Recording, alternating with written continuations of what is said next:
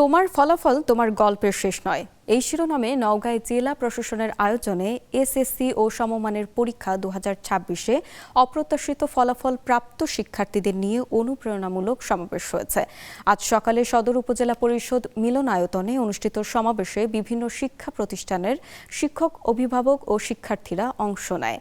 অনুষ্ঠানে প্রধান অতিথি ছিলেন জেলা প্রশাসক মোহাম্মদ সাইফুল ইসলাম। আলোচনায় বক্তাগণ শিক্ষার্থীদের উদ্দেশ্যে অনুপ্রেরণামূলক বক্তব্য প্রদান করেন। একই সাথে সাফল্যমণ্ডিত জীবন গড়ে তোলার কৌশল ও প্রত্যাশিত ফলাফল অর্জনে নানা ধরনের পরামর্শ প্রদান করেন। অনুষ্ঠানে নওগাঁর পুলিশ সুপার মোহাম্মদ তারিকুল ইসলাম, অতিরিক্ত জেলা প্রশাসক আয়েশা সিদ্দিকা, জেলা শিক্ষা অফিসার শাহাদাত হোসেন, পোরশা উপজেলা নির্বাহী অফিসার রাকিবুল হাসান, সদর উপজেলা নির্বাহী অফিসার শাহিন মাহমুদ ও অন্যান্যগণ বক্তব্য প্রদান করেন।